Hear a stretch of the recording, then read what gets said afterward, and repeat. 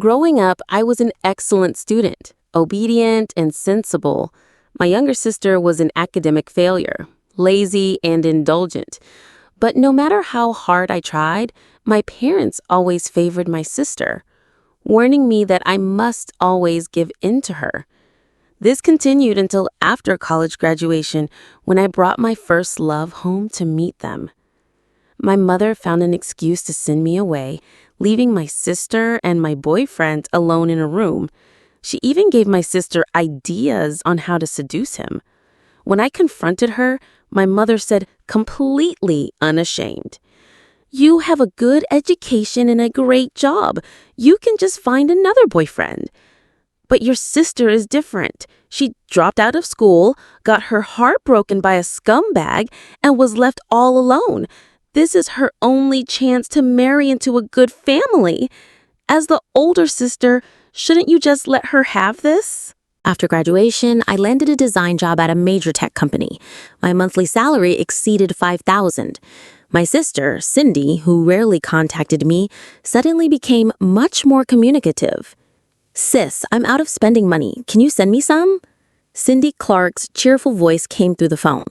I could hear the clinking of glasses in the background. I glanced at the clock, 9:30 p.m. She was probably out drinking with her shady friends again. I frowned. "Didn't you just get a job a while ago? How are you out of money already?" "I quit. I couldn't stand the boss's wife. That bitch paraded her designer bags in front of me every single day. It was so annoying." I sighed. This was the third job Cindy had quit this year, and one of many times she'd asked me for money.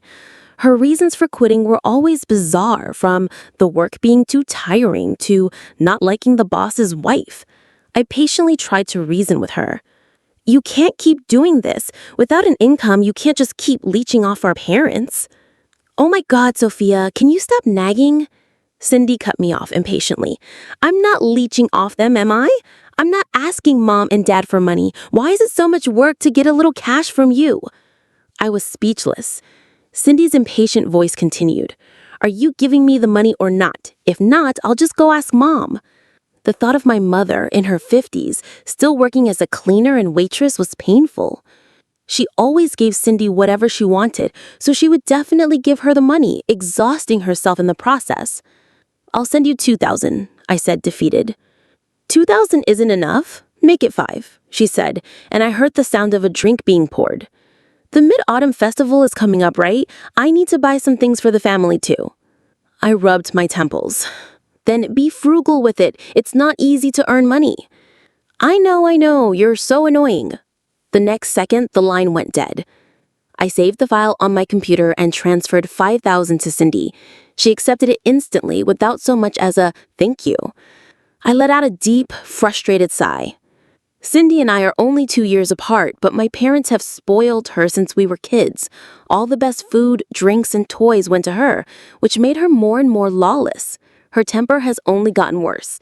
When I used to suggest they be stricter and make Cindy study, my mother would always say, "As the older sister, you just need to study hard. You can take care of your sister more in the future. A family is supposed to support each other." I had no choice but to obey. After years of being doted on, Cindy became a complete failure. She dropped out of high school for a boy and now hangs out with a crowd of good-for-nothing friends instead of working. I wonder when she'll ever truly grow up. As I was lost in thought, my phone vibrated. I looked down. It was a message from my boyfriend, Leo Morgan. "Sophia, I'm downstairs at your office. I brought you a late-night snack." My gloomy mood vanished. I shut down my computer, grabbed my bag, and rushed to the elevator. Leo smiled, handing me the food container. "You must be starving. Eat something first?" Sitting on a bench outside my office building, I opened the container. Oh, I thought it might be barbecue or fried skewers. "Too greasy and unhealthy. It's bad for digestion at night," he said with a smile, putting his arm around me. I pouted. "I know, Dr. Morgan." Leo was my first love and he was mine. We met and fell in love in college and have been together for 7 years now. I worked hard to establish myself in the big city, and he was just as driven. At a young age, he was already an attending physician, starting to make a name for himself in the medical field. Leo used a napkin to wipe the corner of my mouth. "When are you going to take me to meet your parents?" I paused. He gently ruffled my hair. My mom adores you. She keeps nagging me to marry you. His family was much better off than mine. His father was a businessman and his mother was a doctor, both respected figures in their fields. If we were talking about matching family backgrounds, I was not in his league, so I was sensible enough never to bring it up. But then I remembered my mom had recently mentioned setting me up on a blind date. I thought for a moment, do you want to come home with me for the Mid-Autumn Festival? Of course. Leo's eyes curved into a smile. It's a date. Okay, I nodded. After working overtime for a few days to get everything in order, ensuring I'd be free for the festival, I took a day off in advance. Leo took a day off and drove me to the supermarket, where we bought a trunk full of gifts. Then we drove the 300 kilometers home. When we entered the house, it was empty. My parents weren't home. Cindy emerged from her bedroom in a tank top and hot pants, yawning and casting a lazy glance our way. Where are Mom and Dad? Oh, obviously, you think everyone is as idle as you? Leo carried a case of Maltai liquor inside, placing it carefully on the floor. Aren't your aunt and uncle here? I was a bit apologetic. I had told my parents exactly when we would arrive, but their absence clearly showed they hadn't taken it seriously. Leo smiled. It's okay, we can wait. Cindy looked over impatiently. When she saw Leo, her eyes lit up. And you are? Leo smiled politely. Hello, I'm Sophia's boyfriend, Leo Morgan. So you're Leo, she said, looking him up and down before walking over. Wow, you're handsome. Leo was taken aback, a little embarrassed. Thank you. I looked at Cindy. The neckline of her tank top was low, revealing a hint of cleavage, and her hot pants were so short they barely covered the tops of her thighs. Her whole look was revealing and provocative. No wonder Leo looked so uncomfortable standing next to me. I frowned, pulled her into her bedroom, found a t-shirt and long pants from her closet. Change your clothes, we have a guest. What's wrong with my clothes? Cindy rolled her eyes. Sophia, are you afraid your boyfriend will fall for me? I pushed the clothes toward her again. You're wearing too little. It's not appropriate. What's not appropriate? Are you some kind of fossil from the Qing dynasty? She sneered, crossing her arms without any intention of taking the clothes. Her voice wasn't quiet. I didn't know if Leo, sitting in the living room, could hear. A wave of frustration washed over me. I didn't want Leo to know about my situation at home, but it seemed impossible to hide. Oh, don't tell me you're angry. Cindy leaned in, her tone full of provocation. You're right, though. It's not easy for you to find a boyfriend. It would be a huge loss if he fell for me. After all those guys in the past only ever chased me. They never even gave you a second glance. I looked at her coldly. Ever since we were children, Cindy has always looked down on me, her older sister. She used to think I was dowdy, and even after I started earning more than her, she still had no respect for me. Just like now, I find a boyfriend and she has to provoke me. I noticed a classic Chanel bag on her bedside table. I frowned, walked over, and felt the material. Leo had just given me the same model, so I could tell Cindy's was genuine. But where did she get so much money? What are you touching? Cindy rushed over and slapped my hand away, carefully tucking the bag into her closet. Didn't anyone ever teach you not to touch other people's things? Where did you get the money to buy this bag? I asked, frowning. It's what to you? I laughed in frustration. So the money you ask me for is all spent on designer bags? That's none of your business. My gaze shifted to the lipsticks and foundations on her vanity table, all high-end brands. The money I gave her wasn't enough to buy all this. Cindy, these things... God, are you done nagging? Cindy interrupted me, snatching the clothes from my hand. Get out. I need to change. When she came out of the bedroom again, Cindy had changed into an off-the-shoulder blouse and a short black skirt. I glanced at her, but decided not to say anything more. Leo squeezed my hand. I'll cook some of my specialty dishes for you all later. You're a guest. How can we let you cook? I quickly refused. He wants to cook. Why are you stopping him? My father walked in, his beer belly preceding him. He glanced over. You're back early. I stood up, feeling awkward at his comment. Leo stood up with me and greeted them politely. Hello, uncle, auntie. I'm Leo Morgan, Sophia's boyfriend. We know, Sophia told us all about you, my father said casually as he walked in. My mother came in carrying groceries. Leo, there wasn't much left at the market today. I couldn't get much. You'll have to make do. Looking at the few scattered vegetable leaves and a small piece of pork in her basket, the smile on my face froze. I had told her days ago that I was bringing my boyfriend home and even transferred her 1,000 yuan to buy more groceries. And now she was telling me there was nothing at the market? How was that possible? My father's attitude was dismissive. He kicked off his shoes and lounged on the sofa. My mother had a smile on her face, but it didn't reach her eyes. Cindy's gaze was mocking. I had a strong suspicion they were all doing this on purpose. My fists clenched.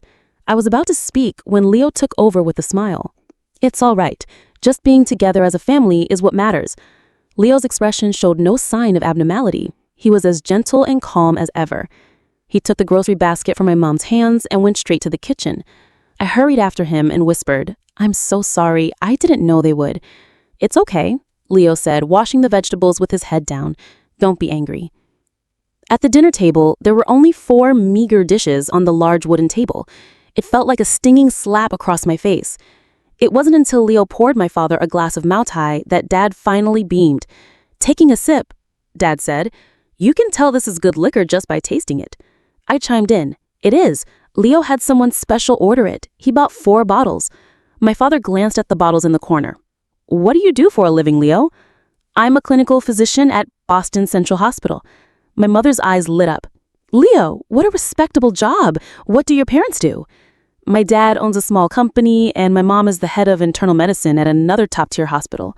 My mother was delighted. "Oh my, why didn't Sophia bring you home sooner? She's so thoughtless."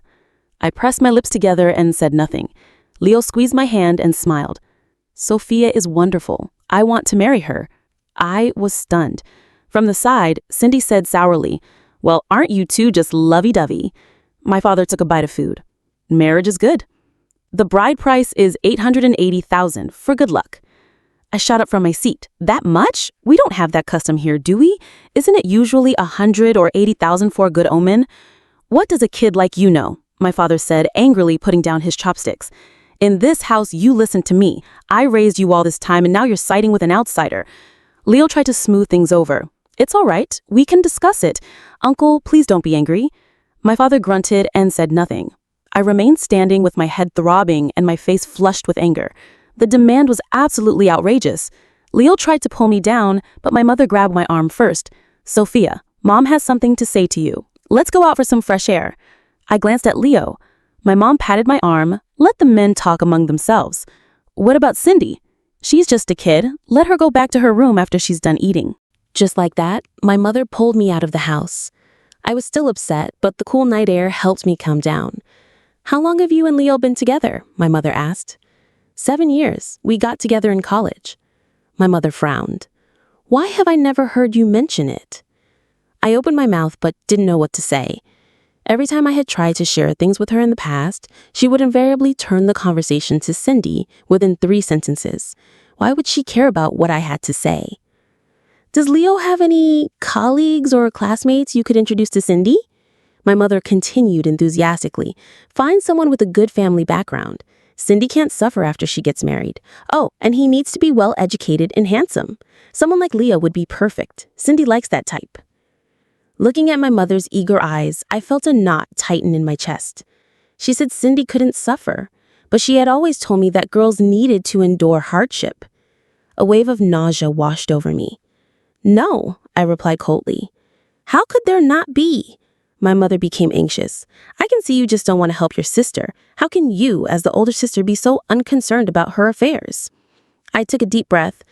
"Today, I brought my boyfriend home. Have you shown any concern for my affairs?" "I gave you money, but the groceries you bought were so pathetic. What do you think Leo will think of me?" "And Dad, demanding 880,000 for a bride price? He really has the nerve. Our entire house isn't even worth that much." My anger boiled over, and I finally exploded in a barrage of questions. My mother was stunned for a moment. Then she started shouting, "Isn't it your duty to give us money? Mrs. Chen's daughter gives her entire salary to her parents. We've been good enough to you. I give you 3,000 a month. Cindy asks me for money. Dad asks me for money for his drinking. I laughed in frustration. I barely have any savings for myself. It's no different than giving you my entire salary. You ungrateful, heartless brat. Asking you for a little money is like pulling teeth. We raised you for nothing. My mother pushed me, her voice turned shrill. I stumbled, realizing it was impossible to communicate with her. I turned to leave. She caught up and grabbed my arm. Where are you going? I'm going back inside. You're not allowed to. My mother's voice suddenly became urgent. I looked at her puzzled. Why can't I go back in? Her eyes darted away, a hint of guilt in them. A sense of foreboding rose in my chest. I shook off her hand and walked towards the house. The door was locked from the outside. I quickly used my key to open it. Inside, I saw that 4 buttons on Cindy's blouse were undone, revealing a lacy bra. It was extremely revealing. Leo was struggling to his feet, swaying as he held onto the sofa. Don't! My heart pounded. I rushed over to support Leo. What's wrong? Sophia, I had a bit to drink with your uncle just now. I looked around. Besides Cindy, the room was empty. I frowned and looked at my mother by the door. Where's Dad? My mother looked guilty. He probably went for a walk after eating. Why are you back so early? Cindy looked at me displeased. Seeing her disheveled appearance, I grabbed a throw pillow from the sofa and hurled it at her. Cindy, have some decency. Before Cindy could respond, my mother rushed forward to shield her. Sophia, why are you being so harsh with your sister? You have the nerve to question me. Look at what she's doing. I had been tolerating it all, but this was the first time in my life I had ever yelled at them. My mother stood there stunned. Cindy, standing behind her, tilted her chin at me. I didn't do anything. I laughed in disbelief. I was about to say more when Leo tugged on my wrist, rubbing his temples. Don't be angry. Let's just go. Seeing his discomfort, I felt a deep sense of guilt. Leo was a lightweight. Every time he went out for work drinks, he'd feel sick until midnight. I didn't know how much my dad had forced him to drink this time, but he looked awful. I supported his arm. I'll take you somewhere to rest. Okay, he said dazed as I helped him. My mother immediately blocked our path. If you need to rest, rest here. Where are you going? I frowned. We're leaving. We're not staying here lest some shameless person tries to seduce her sister's fiancé. Who are you calling shameless? Cindy screamed angrily behind me. I ignored her and went straight outside to hail a cab. As Leo settled into the back seat, he slumped uncontrollably against the backrest. I was about to get in when my mother pulled me back. Is there anything else? I snapped, shaking her hand off. My mother clung to me, her eyes filled with disappointment. How can you be so selfish? I'm selfish? Your sister likes Leo. What's wrong with you letting her have him? My mother said, as if it was the most natural thing in the world. Your sister's prettier than you and has a better figure. It's a free upgrade. Why wouldn't Leo be happy? I stared in disbelief. Mom, what are you saying? My mother glanced at Leo in the car and pulled me aside. You have a good education and a great job. It's not hard for you to find another boyfriend. But your sister's different. She dropped out of school early, got mixed up with the scumbag, and even had an abortion. This is her only chance to marry into a good family. As the older sister, shouldn't you just let her have this? The sun was bright, but standing on the bustling street, I felt a bone-chilling cold. So it was all a conspiracy? My parents had planned it all. They deliberately sent me away, deliberately got Leo drunk, and deliberately left Leo and Cindy alone in a room, all to facilitate this absurd and laughable union? And what about me? After everything I've done for this family, have they ever once cared about my feelings? Just because I'm the older sister, do I have to give up everything good to my sister, including my boyfriend of 7 years? It was utterly ridiculous. My mother pinched my arm again. I'm talking to you. Be a sensible older sister. I snapped back to reality and sneered. In your dreams? What did you say? Before my mother could question me further, I shook off her hand and got into the taxi. Driver, let's go. We stopped at a hotel. I got a room and helped Leo inside to rest. I boiled some water and made him some tea to sober up.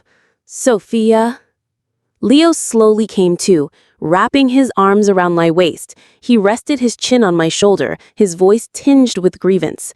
Thank God you came back. I looked down, filled with guilt.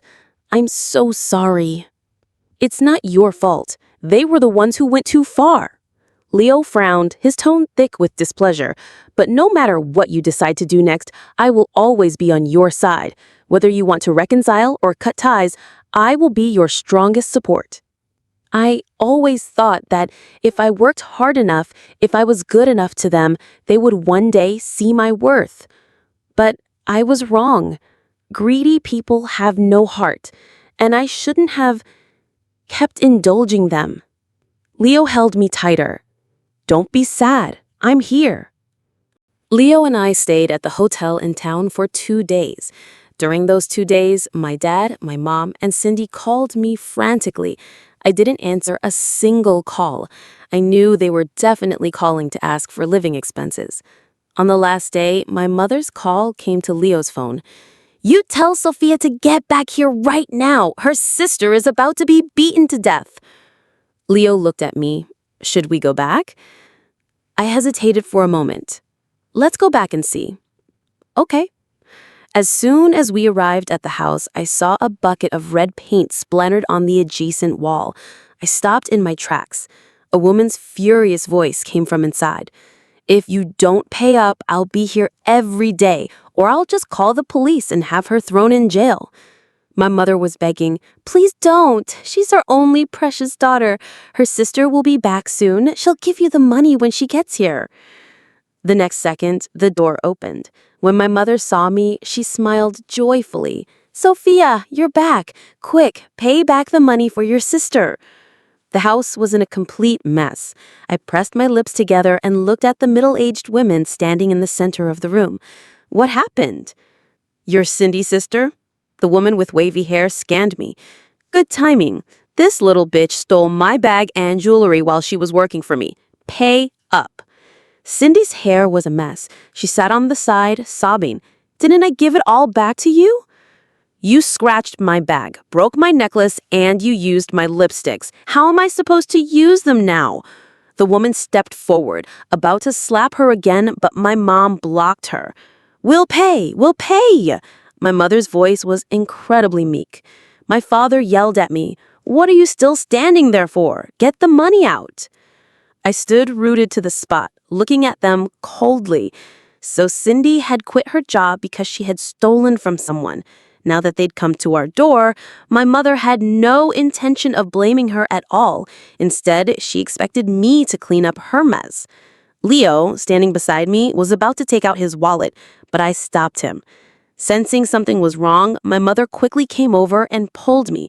Sophia, don't be angry with Mom. We were wrong the other day. We apologize. But you can't just stand by and watch your sister like this. She's your own flesh and blood. Is she? I laughed self-deprecatingly. Sometimes I really wonder if I'm your biological daughter. My mother's face changed. I took a deep breath and looked at the wavy-haired woman. How much do you want? You look like you know your stuff, the woman said, pointing at the pile of items on the table. Even though they're secondhand, you should still pay at least 50,000 yen, right? I glanced at the table. They were indeed genuine brand name items. She wasn't deliberately trying to rip us off. But Cindy couldn't sit still. She cursed. You old hag, you're just trying to extort money. Slap. I slapped her hard across the face, stunning her into silence. Cindy clutched her face and burst into tears. Sophia, you crazy bitch, how dare you hit me? You're the one I'm hitting. Sophia! This time it was my mother shouting my name in anger. I looked at her coldly. You two never disciplined her growing up, so others will do it for you. This slap was getting off easy. My mother was about to say more, but my father, sitting on the sofa, spoke in a heavy voice. All right, you've taught her a lesson. As the older sister, pay the money. I don't have it. I've given you all the money I've earned. Where would I get that kind of cash? Get it from Leo. We can ask for less for the bride price, my father said without a hint of politeness. I sneered. Leo's money is tied up in a house. He has a huge mortgage to pay every month. He can't possibly come up with that much money. The wavy-haired woman stood by, arms crossed, impatiently. I don't have time for your family drama. Are you going to solve this or not? We'll solve it now, I nodded. Don't worry, let's discuss it first. What are you going to discuss? I pulled out a chair and gestured for the woman to sit. The woman with her sat down first. Here's the thing. We don't have the cash right now. I can write you an IOU. This money will definitely be paid back. The woman snorted. You think I'm that easy to fool? I smiled slightly. You can use this house as collateral. That should put your mind at ease, right? What? My father roared immediately. Are you crazy? Mortgaging the house for just $50,000? Just $50,000? Can you produce that amount right now? My father's face turned beet red. Watching the tense atmosphere, I suddenly felt a sense of satisfaction. I comforted them in a gentle voice. Dad, Mom, don't worry. As soon as I get paid, I'll pay it back immediately. How could I let my sister suffer such a great injustice alone? Really? Really? I said. Then I turned to the wavy-haired woman. There are still a few bottles of Motai over there. Consider them as interest. The woman looked at the Motai and her expression finally softened. Fine. My father looked pained but couldn't say anything. I beckoned to Cindy with my finger. Come here, write the IOU. Why do I have to write it? She grit her teeth. My mother quickly stood in front of her. That's right, you're the older sister. You write it. You pay back the money for your sister. I'm not qualified to write it, I said helplessly. Cindy was the one who stole the items. It's only right that she writes it. Besides, my name is not on the property deed, so I can't use it as collateral. Cindy's face paled. The wavy-haired woman crossed her arms and pointed at her. That's right, I want her to write the IOU. Under the watchful eyes of everyone, Cindy tremblingly wrote out the IOU. I even thoughtfully reminded her to write down the details of the theft clearly, press her thumbprint on it, and hand it to the woman. Keep this safe, I told the woman. Don't worry, you have the leverage now. We will definitely pay you back. The woman nodded and directed her companions to carry away the Motai. The house was finally quiet again. My mother grabbed my hand, worried. Sophia, you have to pay this money back. I'm going back to Boston, I said coldly, pulling my hand away and turning to leave. Leo, who had been standing in the corner, stood up and followed me. Goodbye, Uncle, Auntie. Hey, Sophia! Leo! Back in the car, Leo handed me a bottle of water. I took several large gulps before my heart finally calmed down. What do you plan to do next? He asked. I lowered my eyes and pulled a sealed plastic bag containing strands of hair from my purse. Can you help me find a place to do a DNA test? Of course. After a week back at work, I received calls from my mother every day. I watched the screen light up for a long time, finding it somewhat laughable. In the past, she would never take the initiative to call me. Now she was acting all motherly. The third time she called, I answered, coughing a few times. Mom? Sophia, that woman is here demanding the money again. My mother's voice was frantic. Transfer me some money now, however much you have. I don't have any money, Mom. How can you not have any money? Borrow some from Leo. I coughed violently again. Mom, I had surgery. Leo's all money went to pay my medical bills, and my company is going to fire me because I delayed a project. What? Why did you have to have surgery at a time like this? So what do we do now? Are you just going to watch our house get taken away? Mom, I'm not feeling well. I'm hanging up now. I hung up expressionless and turned off my phone. Leo came in with a glass of hot water and smiled. Great acting. Thanks for the compliment. My gaze fell on a file on the table. It was the DNA test result Leo had brought back. It was unexpected, yet it made perfect sense. I was not biologically related to my parents. I was not Cindy's real sister. No wonder I had overheard my mother saying she only had one daughter, Cindy. So in this family, I was just a host for them to bleed dry. Leo hugged me confidently. I've already asked some contacts to look into your childhood. Don't be too sad. I'm not sad, I said earnestly. You know what? I'm actually a little relieved. Relieved that I wasn't their biological daughter, that I wouldn't be bound by a sense of moral obligation. Relieved that under these circumstances, I could walk away freely. Relieved that I could righteously retaliate and get justice for myself. Before seeing this report, I had felt a sliver of guilt about my actions, but not anymore. I was going to make them pay back everything they owed me over the years. My mother's calls became more and more frequent. Occasionally, I would even see calls from my father. I half-heartedly sent my mother 2 photos of myself in a hospital bed and some pictures of medical bills, telling her I was in debt from the surgery and hoping she could send me some money. She never replied. I sneered, put away my phone, and wrapped my arms around Leo's, cooing, "The night shift must be tough, right? Let's go get a late-night snack. My treat." He pinched my nose. "All right." As we walked out of the hospital arm in arm, we both froze at the sight of the person in front of us. Cindy was glaring at me viciously. "So you were faking it." She looked terrible. Her hair was a mess, and the slap mark on her face hadn't even faded. I was a little surprised. Logically, that woman should have had someone keeping an eye on Cindy every day, but she had managed to escape. She had some skills. In the face of her venomous curses, I said lightly, "So what if I was?" Cindy was at a loss for words.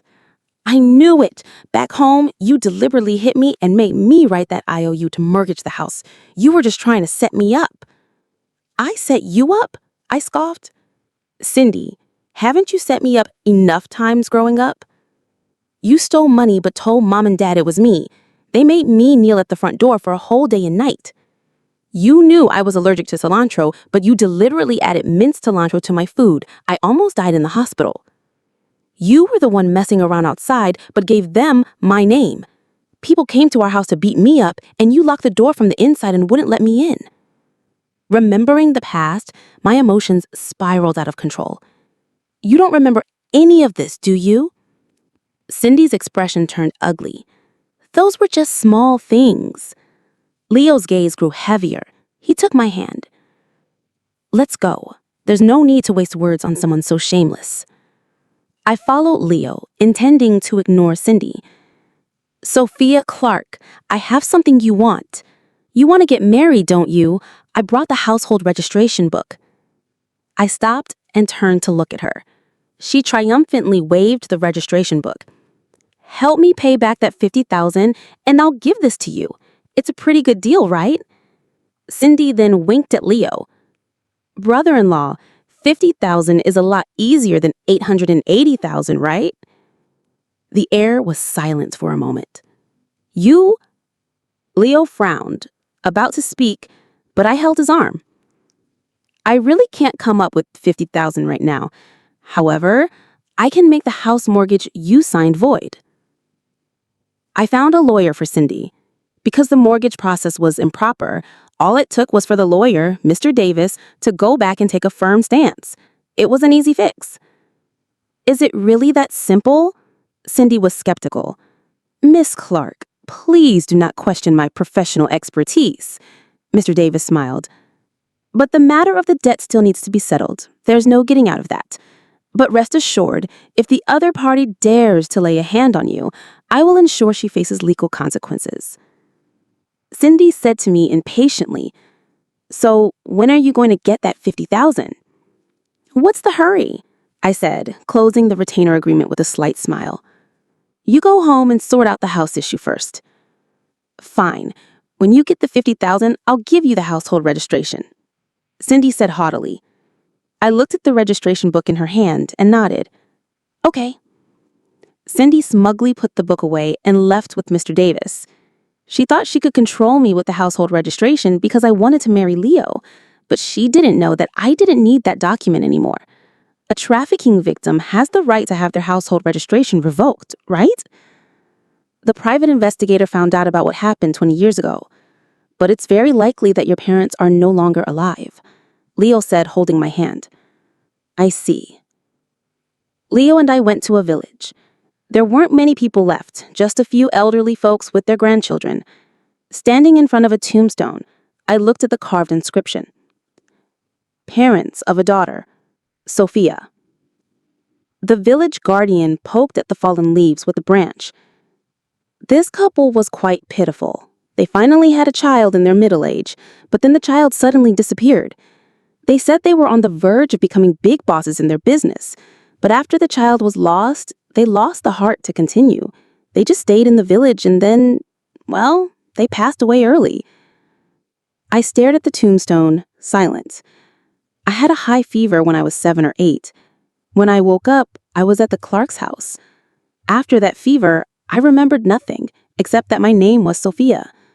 They then named me Sophia Clark. If I had stayed with my original family, my childhood, and my entire life until now would have been very happy. I folded some spirit money by hand and burned it before the tombstone. I kowtowed solemnly several times. Leo knelt beside me and did the same. We stayed until dusk before heading back to Boston hand in hand. A weight lifted from my chest. Then I received a call from my mother. No, I should call her Helen Clark now. I answered the phone. "What is it?" "Sophia, what on earth is going on? After the lawyer you sent with Cindy got her house back, that woman called the police and said your sister stole from her. Now she's been arrested, and that lawyer says there's nothing he can do." Hearing the frantic voice on the other end, I curled my lips into a smile.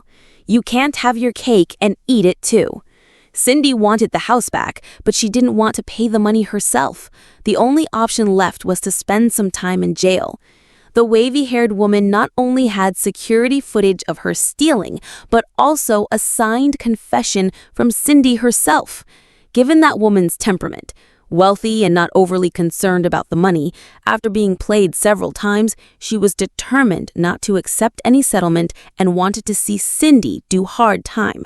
As for Helen and Robert Clark, the frantic voice on the phone continued. "Sophia Clark, say something. Get the money now." I sneered. "Don't worry. If you're that concerned, you can go in and keep your sister company." "What do you mean?"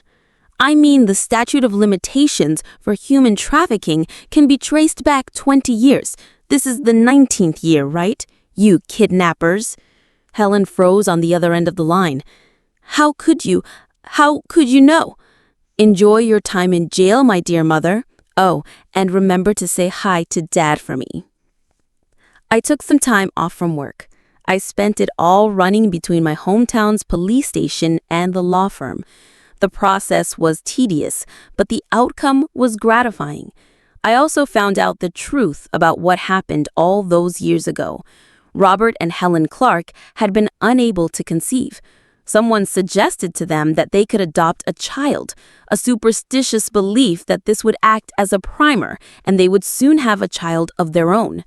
But the adoption process was complicated, and they didn't meet the requirements. So they came up with the idea of stealing a child from the countryside.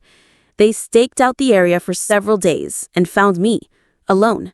They tricked me and coaxed me back to their home. I was uncooperative during the kidnapping.